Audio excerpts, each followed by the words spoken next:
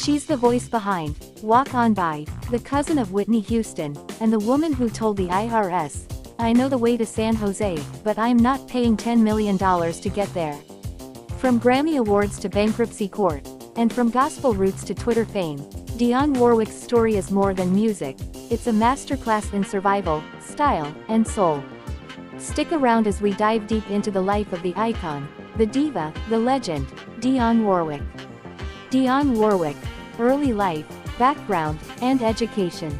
Marie Dionne Warwick, later changed to Warwick, born on December 12, 1940 in East Orange, New Jersey, USA. Early life and family background. Dionne Warwick was born into a deeply musical family. Her father, Mansell Warwick, was a record promoter, Pullman porter, and CPA, while her mother, Lee Drinkard Warwick, managed the family gospel group, the Drinkard Singers. The Drinkard Singers, which included several of Dionne's aunts and uncles, were one of the most respected gospel groups of the era and performed regularly at church and in major venues like Carnegie Hall. Dionne grew up surrounded by music and was raised in the African Methodist Episcopal AME Church. Her strong religious and musical upbringing heavily influenced her future career. Her cousin, Whitney Houston, and her aunt, Cissy Houston, Whitney's mother, were also prominent singers, contributing to a multi-generational musical legacy. Education. Warwick attended East Orange High School in New Jersey and graduated in 1959. She then studied at the Hart College of Music in West Hartford, Connecticut, now part of the University of Hartford, where she pursued formal music education, focusing on voice and piano. While in college, she began doing session work and singing background vocals in New York City, which eventually led to her discovery by composer Burt Bacharach and lyricist Hal David, a collaboration that launched her iconic career. Dionne Warwick's career, detailed. Early career and breakthrough 1961–1965. While studying at Hart College of Music, Warwick started doing session work and singing with the Gospelaires, a group formed with her sister Dee Dee and her aunt. She caught the attention of Burt Bacharach and Hal David when she was invited to sing on some of their demos. Signed to Scepter Records, she released her first single in 1962, "I Smiled Yesterday," with "Don't Make Me Over" as the B-side. It was on this release that her surname was misspelled, Warwick. She adopted that spelling professionally. Over the next few years she had multiple hits written by Bacharach and David. Some early big songs: "Walk On By," 1964, "Anyone Who Had a Heart," and other tunes that established her signature sound, smooth vocals, sophisticated pop blended with R&B gospel influences. Peak collaborations and fame, mid-1960s to early 1970s. Warwick's collaboration with Bacharach and David was her most fruitful artistic period.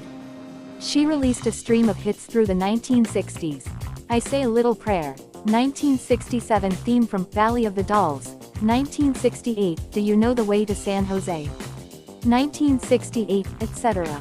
She won her first Grammy Award in 1969 for "Do You Know the Way to San Jose?" Best Female Contemporary Pop Vocal Performance. Followed by more awards. For example, "I'll Never Fall in Love Again," which got her another Grammy. Transition, slower period and resurgence, 1970s.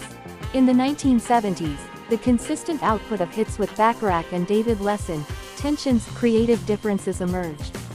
She also temporarily changed her professional name to Dionne Warwick, adding an E on advice from an astrologer. She eventually reverted to Warwick. During this period, though fewer huge solo chart toppers, she still had success.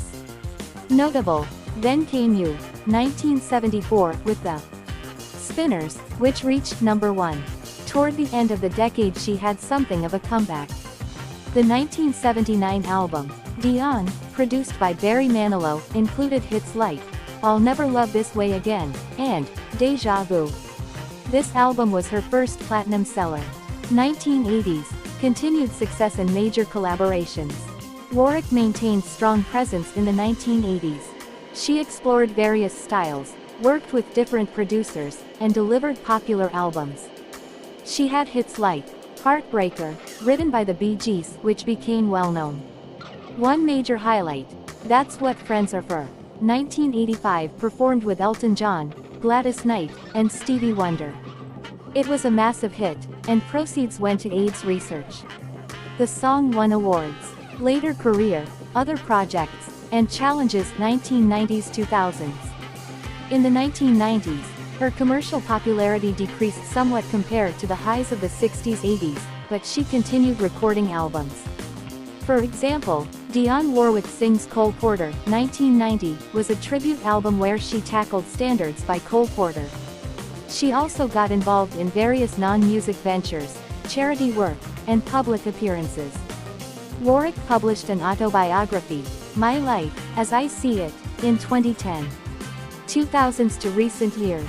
She released duets albums, My Friends and Me 2006, where she reinterprets some of her old hits in collaboration with other artists, Feels So Good 2014, with more contemporary pairings. The 2008 album Why We Sing was a gospel project. In 2012, she released Now, an album in celebration of the 50th anniversary of her first hit Don't Make Me Over. It reunited her with Bacharach and David among others. She has also been active in television and other media. For example, in recent years she appeared on shows like The Masked Singer.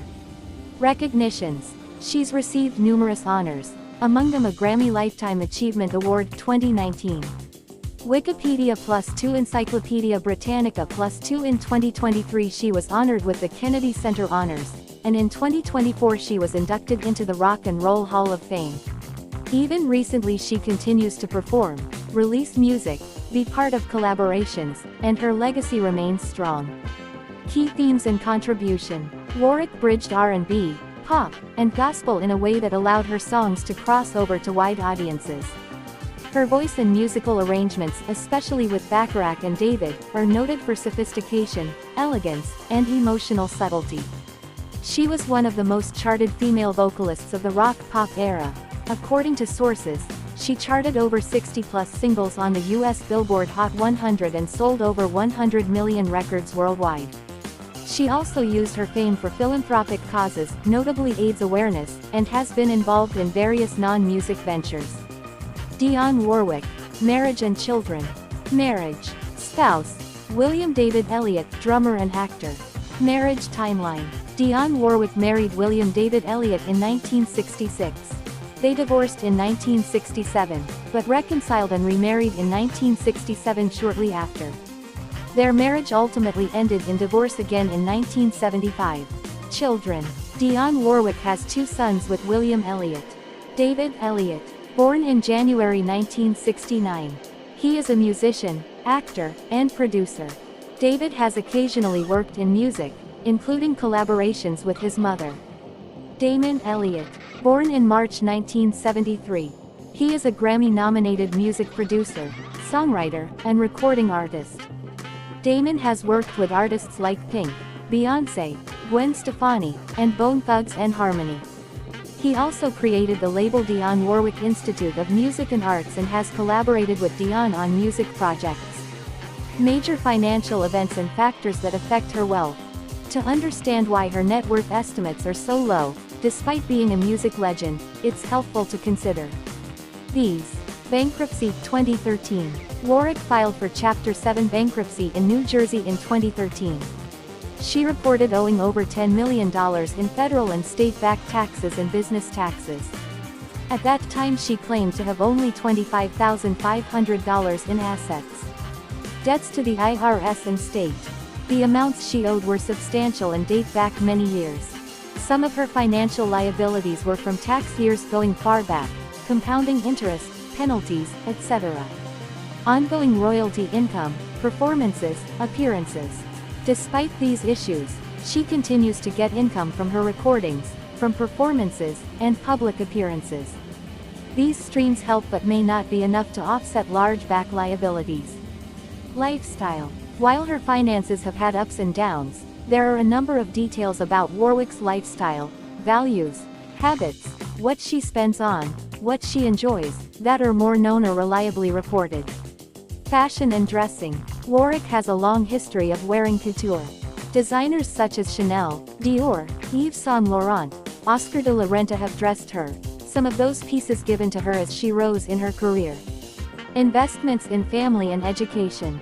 She has spoken publicly about investing in her grandchildren's education. What she enjoys buying. In interviews she has said she likes paintings and cars. Self-care, health, and philosophy. She doesn't follow a strict diet or exercise regimen. She says she eats what she wants. She seems to rely more on attitude, faith, positivity, family, and keeping busy with what she loves, performing, creating, to sustain her.